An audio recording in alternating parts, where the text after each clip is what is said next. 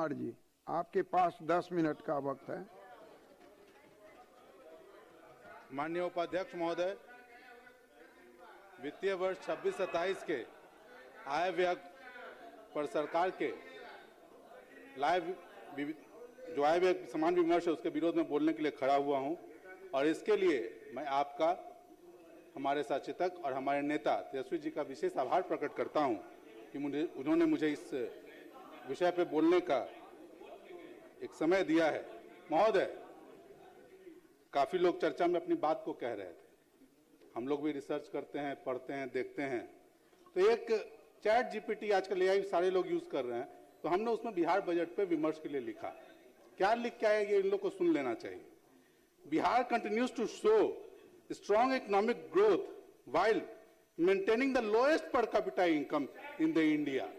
आप सोच लीजिए, ये एआई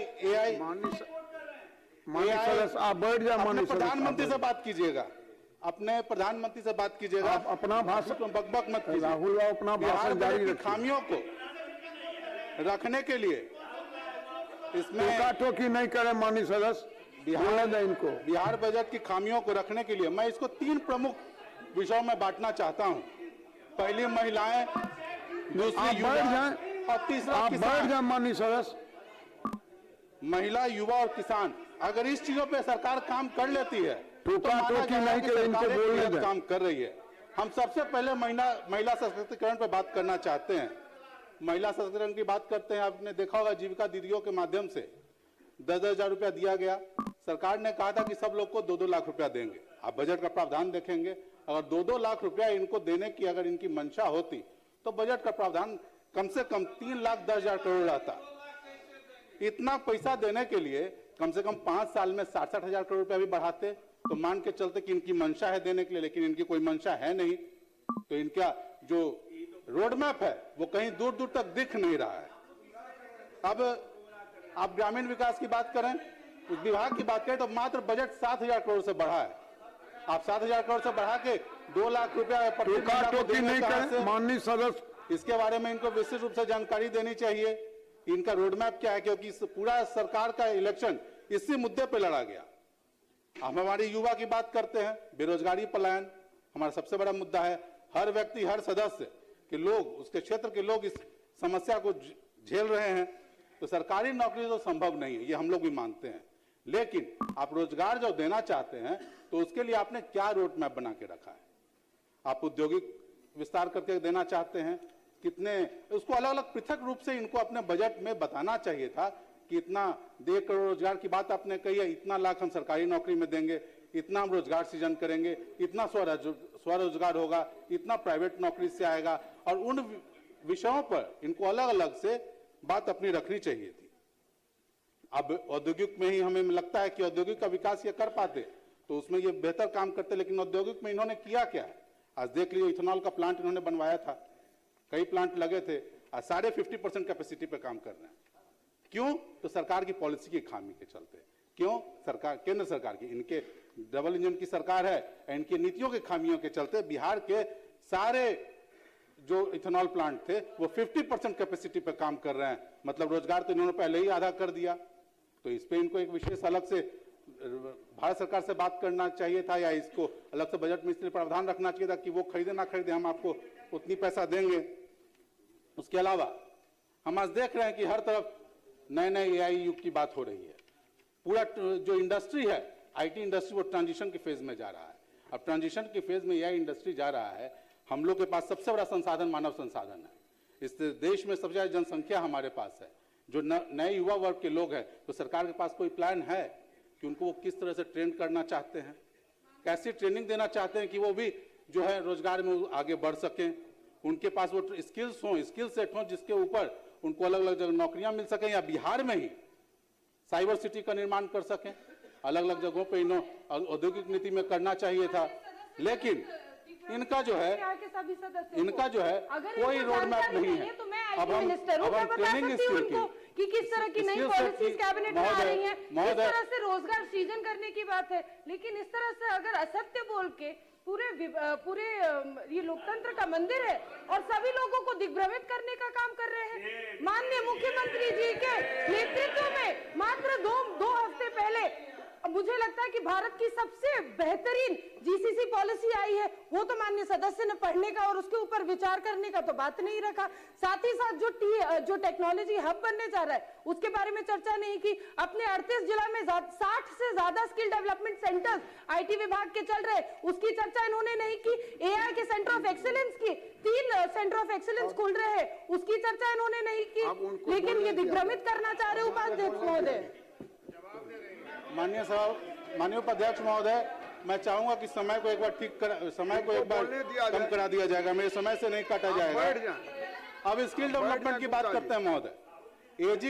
एजी का रिपोर्ट देख लीजिए, एजी का रिपोर्ट देख लीजिए।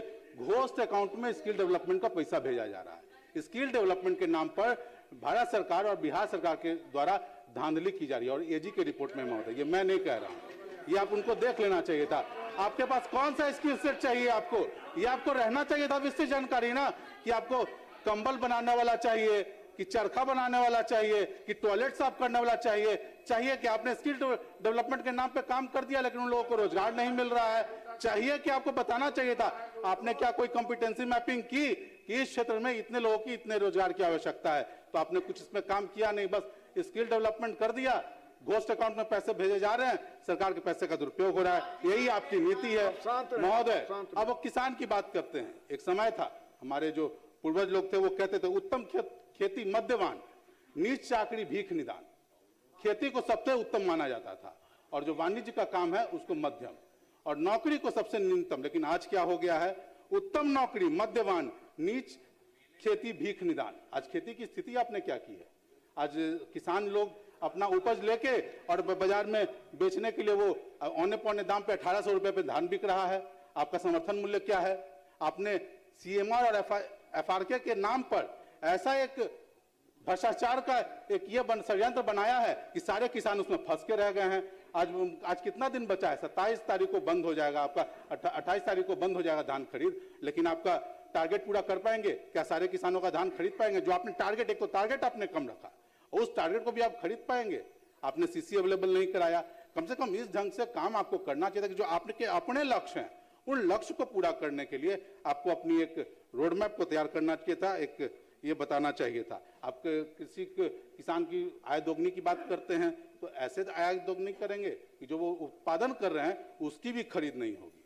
बाढ़ में किसान का मछली बह जा रहा है लेकिन किसान सरकार कहती है कि हम उसको बाढ़ मानते ही नहीं। तो ऐसे होगा? हम जिस क्षेत्र से आते हैं फ्लैश फ्लड आता है, 24 घंटे में फ्लड आके पानी निकल जाता है, जो तबाही करना होता है कर देता है।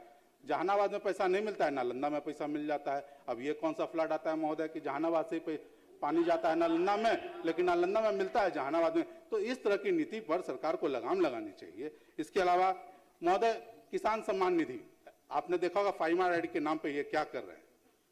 फार्मर आईडी के नाम पे मैं आपको निश्चित तौर पे कह रहा हूं कि 50% किसान इसमें लाभुक नहीं हो पाएंगे। बिहार सरकार ने अलग से 3000 रुपया देने का ये किया है, तो मैं इनसे मांग करूंगा कि एक तो उसको 10,000 रुपया करे, उसके बाद जो वैसे किसान जिनका फार्मर आईडी बनना छूट जाएगा उनको ये अलग से पैसा दें।